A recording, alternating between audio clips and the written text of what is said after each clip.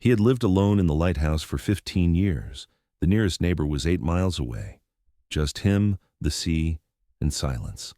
A supply boat came once a week. That was it. Marcus Cole had chosen this life. Simple, peaceful, uncomplicated. Until that night when he saw the approaching boat in the dark and heard the screams from inside. Welcome to Echo Stories. Before we begin this powerful story, tell us in the comments which city you're watching from. And if you believe stories like this need to be heard, hit that subscribe button to support our channel. Beacon Point Lighthouse, Maine, perched on a rocky cliff 200 feet above the Atlantic Ocean. Built in 1887, automated in 1995, but still requiring a keeper for maintenance and weather monitoring. It was one of the last manned lighthouses on the eastern seaboard. Marcus Cole, 63 years old, had been the lighthouse keeper for 15 years. Before that, nobody in the nearby fishing village of Millfield knew much about him. Former Coast Guard was all he'd say. Quiet man, kept to himself, did his job well. The lighthouse was perfect for someone seeking solitude. Miles from the nearest road, accessible only by boat or a treacherous cliff trail. Marcus lived in the keeper's quarters, a small apartment built into the lighthouse base, radio contact with the outside world, weekly supply deliveries, and endless ocean views. His routine was simple: maintain the lighthouse equipment, monitor weather conditions, keep detailed logs, and help any vessels in distress. In 15 years, he had only used the emergency radio twice, both for routine medical evacuations of local fishermen. Marcus had chosen isolation deliberately. After 30 years in the Coast Guard, after everything he'd seen and done, he wanted peace. No more rescues, no more life or death decisions, no more human trafficking cases that haunted his sleep. Marcus woke every morning at 5:30 a.m., regardless of weather. Coffee, weather readings, equipment checks, log entries. The lighthouse beacon was automated, but backup systems required daily monitoring.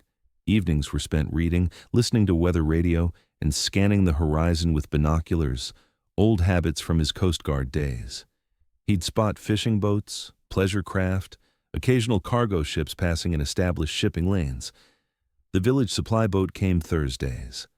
Captain Jenny Hartwell, a tough 50-year-old woman who'd known these waters her whole life.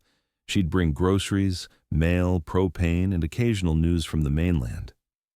"You ever get lonely out here, Marcus?" she'd ask. "Nope, like the quiet." Most people would go crazy. "Most people haven't seen what I've seen." Jenny never pressed for details. In Maine, people respected privacy. On a fog-heavy Tuesday in October, Marcus was conducting his evening lighthouse check when he spotted something unusual through his binoculars. A boat, running without lights, moving slowly parallel to the coast about 2 miles out.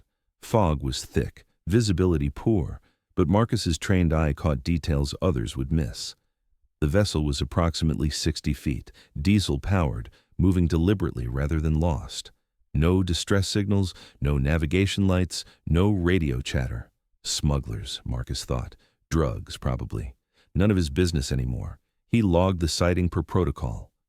Unidentified vessel, no lights, 2.3 miles northeast, 9:47 p.m. Then he went to bed.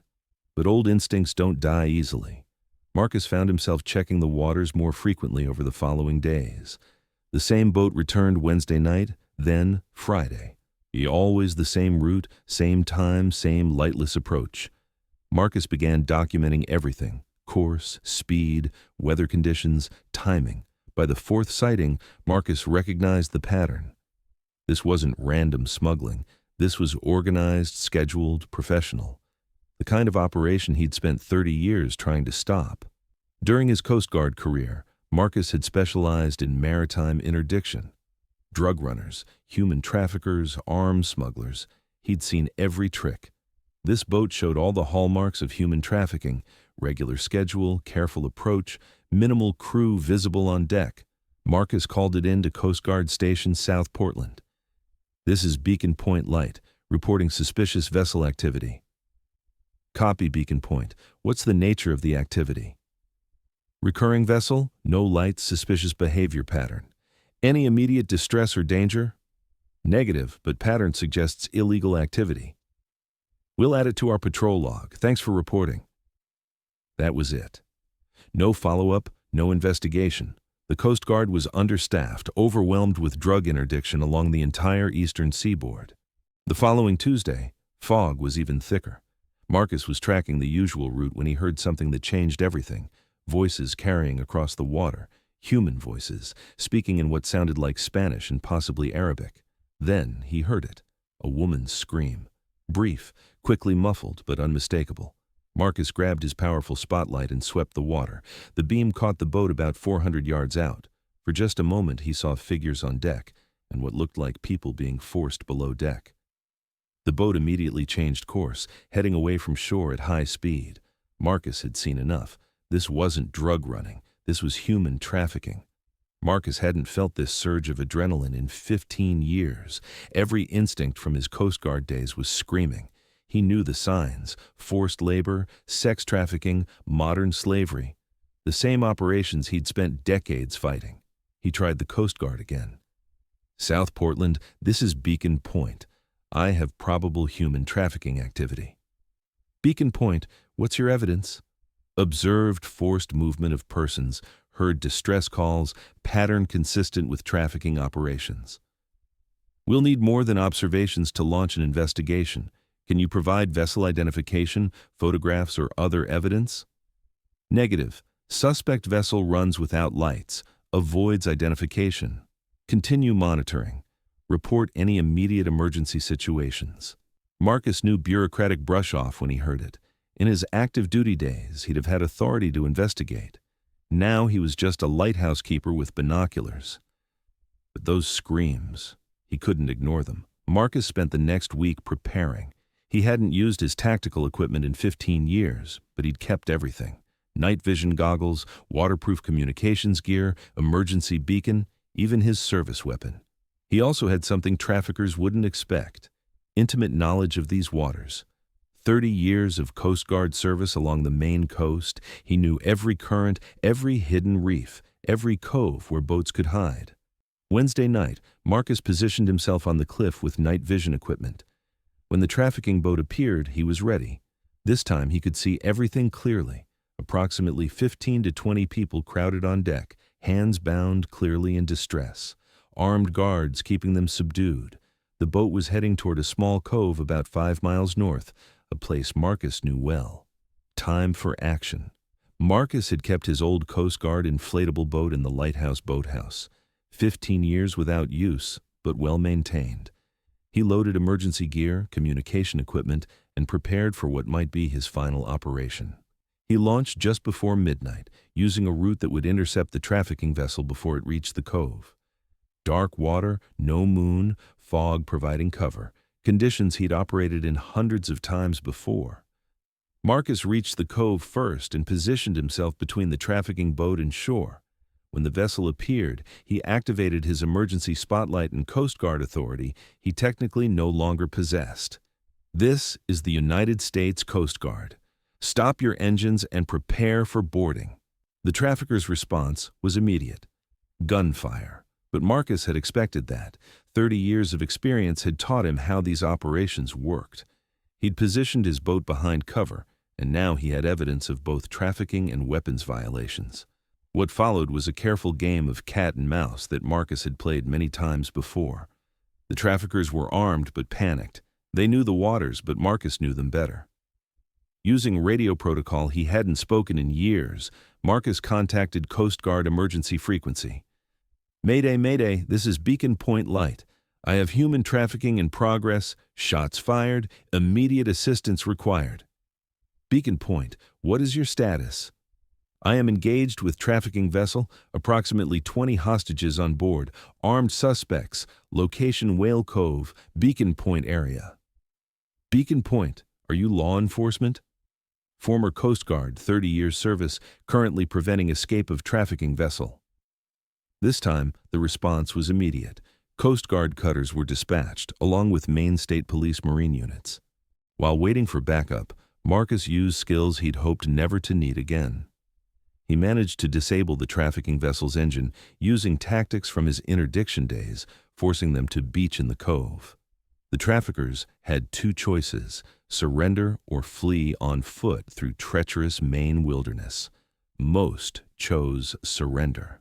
When Coast Guard cutter Seneca arrived 45 minutes later, they found Marcus calmly securing the scene while 18 human trafficking victims, men, women, and children from Central America, waited for medical attention. "Sir, identify yourself," called the Coast Guard boarding officer. Marcus Cole, keeper of Beacon Point Light, former Coast Guard commander, retired 2008. The young officer's expression changed immediately. "Commander Cole?" "Sir, we studied your trafficking interdiction cases at the Academy. The rescue made national news. Lighthouse keeper foils human trafficking ring." But Marcus declined all interviews. Coast Guard investigators discovered the trafficking network had been operating for months, moving victims from Boston to Canadian ports. Marcus's intervention had broken up an operation worth millions of dollars. "Sir," the investigating officer told Marcus, "this network has been on our radar for 6 months. We couldn't get close enough to gather evidence." "Sometimes you need someone who knows the water," Marcus replied. The young officer looked at Marcus's service record. "Commander, your file shows 847 lives saved during active duty. Add 18 more to that count." "I'm not counting anymore. I'm just glad they're safe."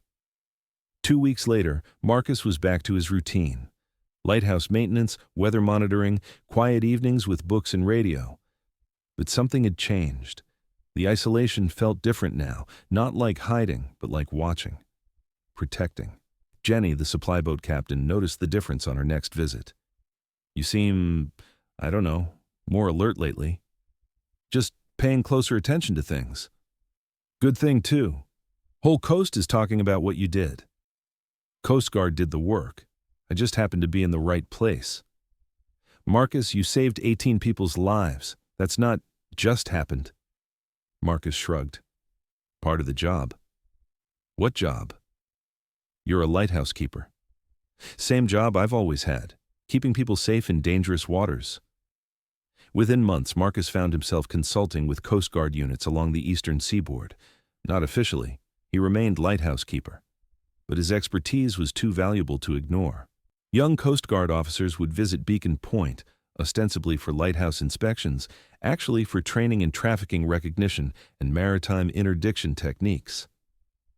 "Sir," one young ensign asked, "how did you know it was trafficking and not drug running?" "Different patterns. Drug runners work fast, get in and out. Traffickers move slower, more carefully. They have human cargo that requires different handling." "How do we learn to see what you see?" "Time, observation, and understanding that every life on the water matters." Marcus never stopped watching the waters.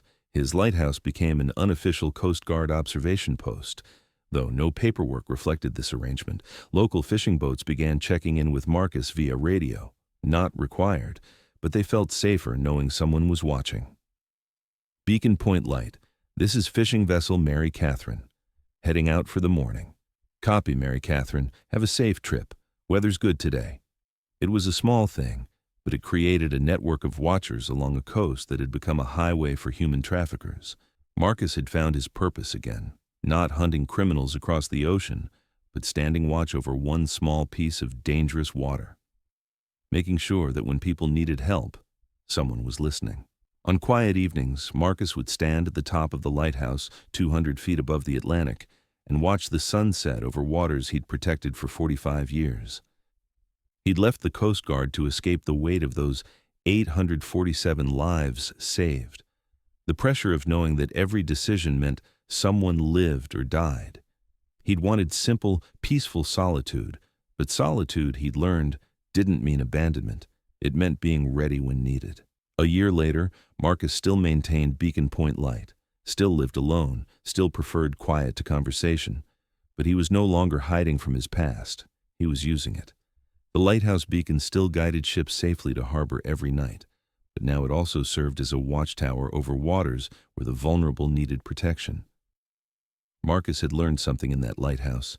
You can't escape who you are, but you can choose how to use who you've become. Some people retire to Florida beaches or mountain cabins, Marcus had retired to a lighthouse where he could still save lives, one ship at a time. The beacon turned every night, as it had for over a century, light in the darkness, warning of danger, guiding ships to safety, just like the man who tended it. And so, in a lighthouse off the coast of Maine, it was proven once again that heroes don't always wear uniforms. Sometimes they wear simple work clothes and tend lonely lights in dangerous places. Real protectors never truly retire. They just find new ways to stand watch. If this story meant something to you, share your thoughts in the comments. If you believe stories like this should continue to be told, support Echo Stories by subscribing. See you in the next video. And remember, sometimes the most important guardian is the one you never see, watching from a distance, keeping you safe in dangerous waters.